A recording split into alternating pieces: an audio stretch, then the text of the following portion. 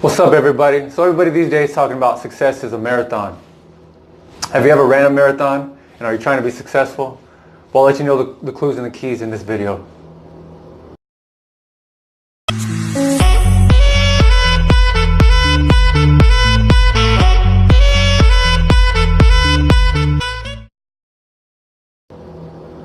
All right, what's up, everybody? What's up, congratulators? I'm Xavier Garcia and this is the Ultimate Psychology Channel. So today I'm going to be talking about how to run a marathon, not on the streets, but in life. So success is a marathon. It does take a long time. And have you ever ran a marathon? A marathon is 26.2 miles. I've actually did that. A couple years ago, I wanted to challenge myself because everyone's saying, oh, it's like a marathon, it's like a marathon. I'm like, all right, man, well, then I'm actually going to run a marathon, find out for myself. So actually, when I do say success is like a marathon, I can know firsthand and have firsthand experience of what it's like and what it's about, and understand the parallels and that's associated with it.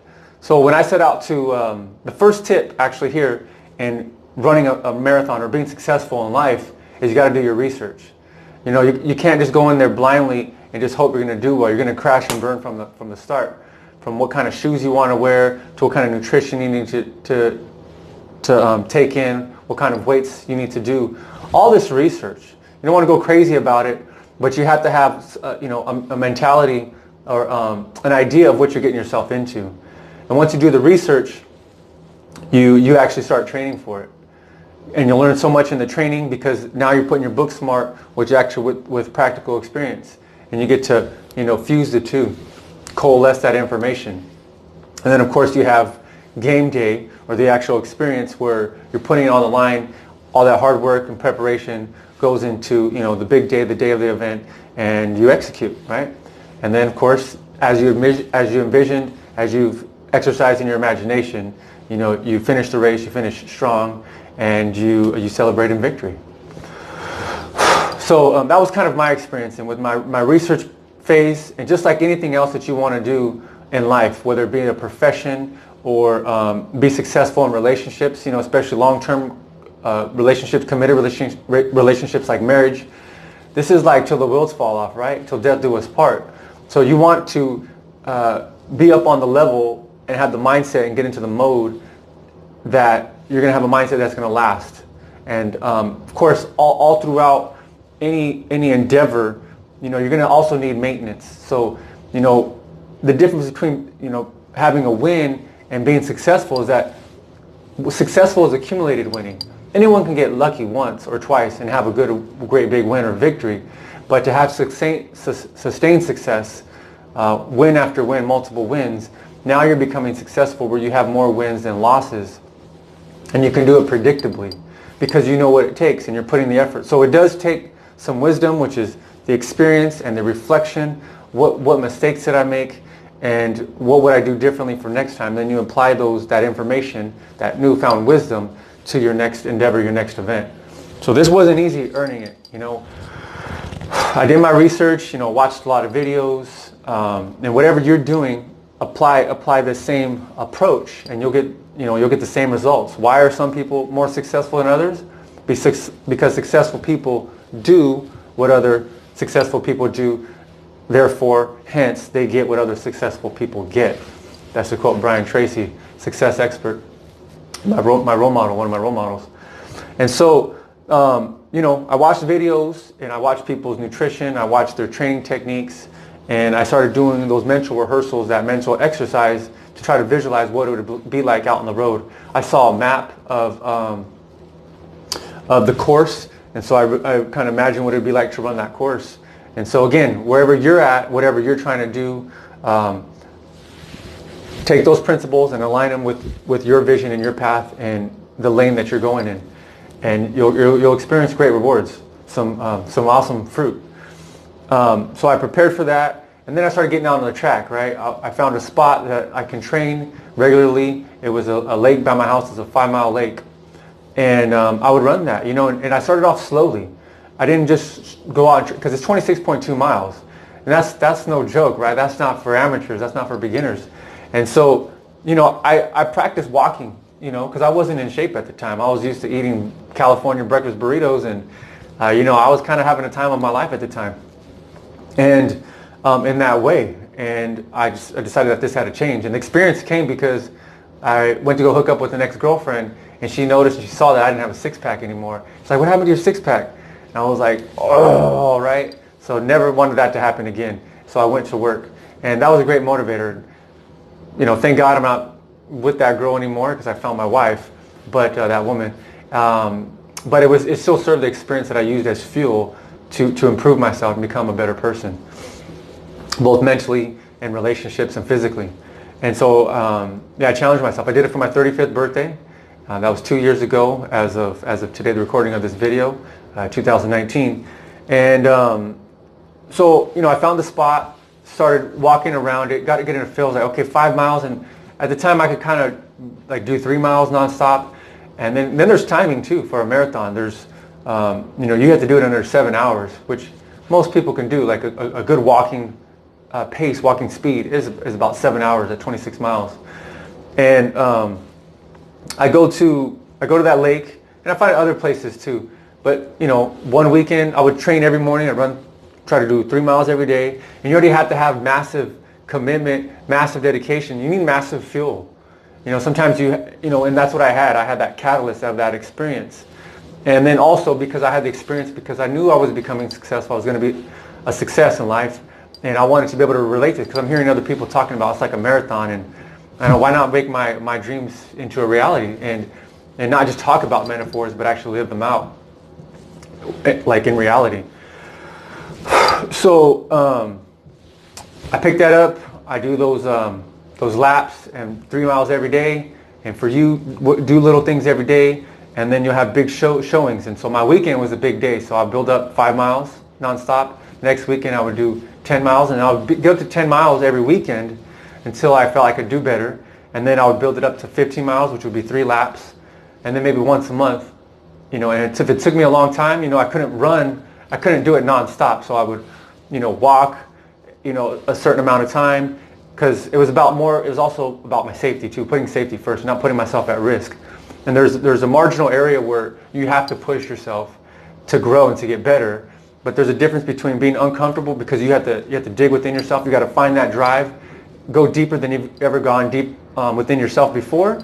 And then there's also a plane of discomfort and pain where it can be counterproductive. Sometimes you have no choice, no other option but to, like a Ronnie Lott, in the middle of a football game, you got to chop off his pinky to get back in the football game. Or if I'm not asking you to sacrifice your body like a David Goggins, if you know who he is. He's a famous Navy SEAL, and he's done some extreme, crucial, excruciating stuff.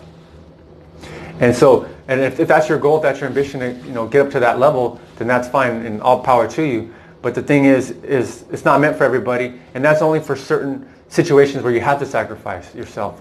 But if you're not doing that, you're just doing this for personal growth, then you have to slowly but surely push the envelope, but take it easy on yourself. Not so much that you're going to hurt yourself, but enough that you're going to grow. And you have to find that balance for yourself, because you want to remain healthy.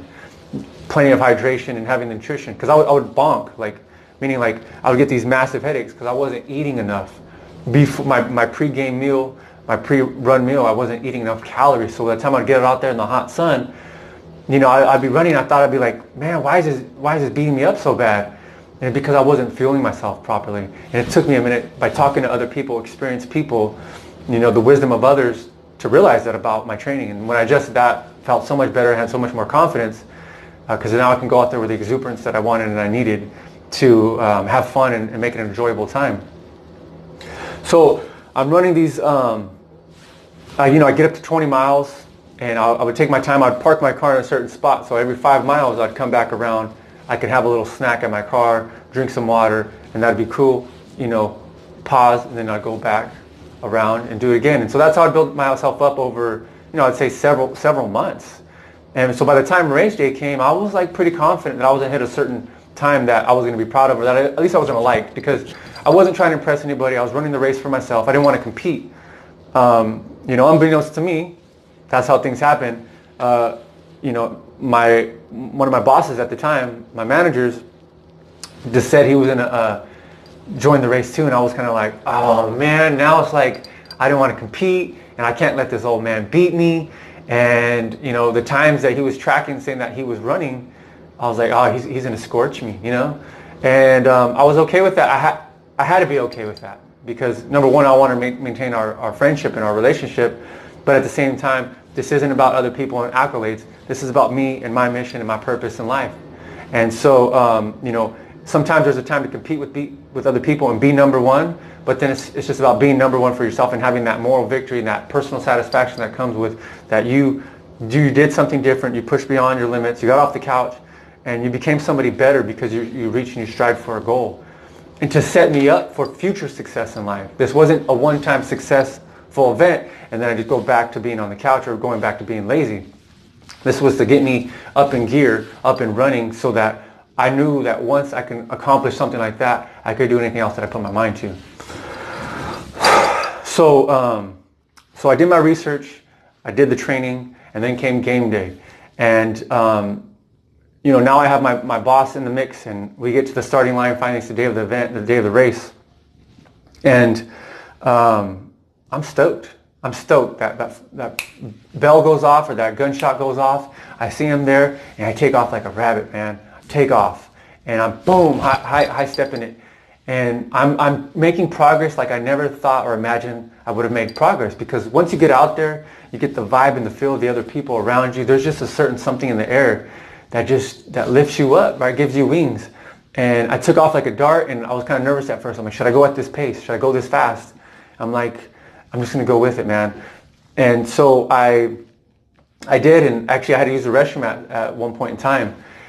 And that was tough, and I couldn't find any restrooms because if I stopped anywhere, because I was kind of ahead. I was leading my boss, my manager, and I was scared that if I would have stopped, he would have passed me up. So I didn't, and I was holding out, and I was just so much self-control, like extremely being in self-control.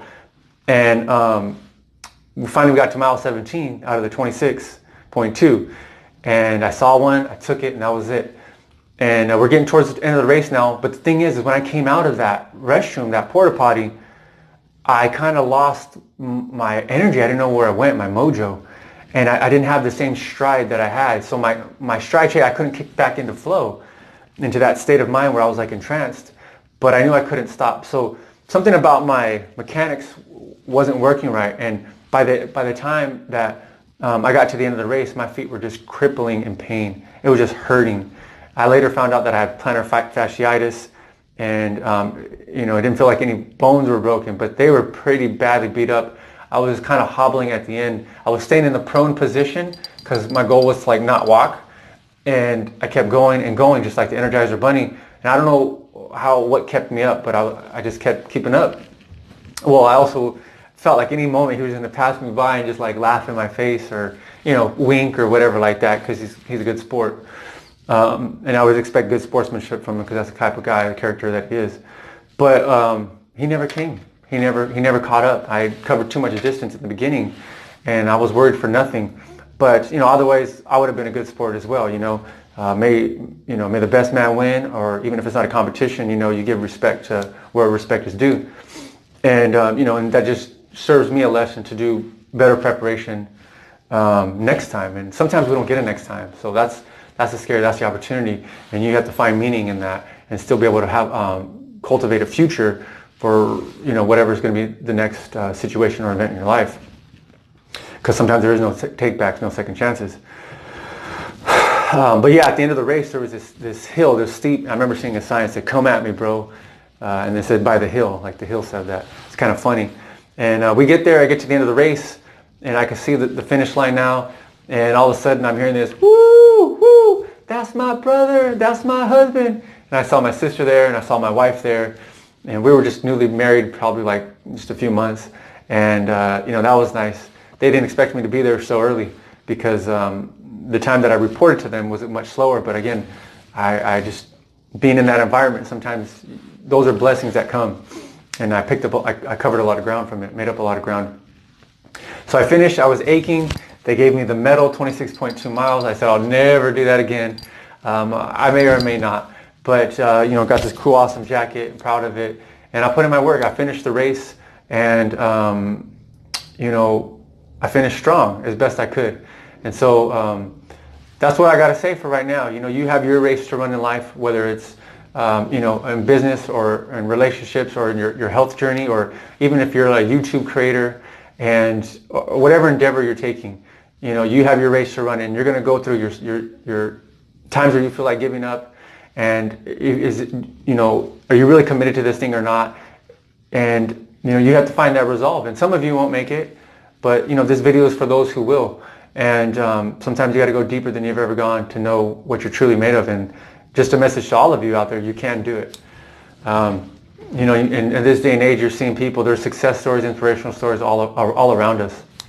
So it definitely can be done, and you can do it, whatever it is. And even if you don't get that quite achievement and you come second place, you can still find meaning that you became a better person. And that's really what it's all about. So I hope you find inspiration in this video. Thanks for watching. This is Xavier Garcia signing out. And until the next video, love with freedom. Thanks very much. Finish strong. Peace.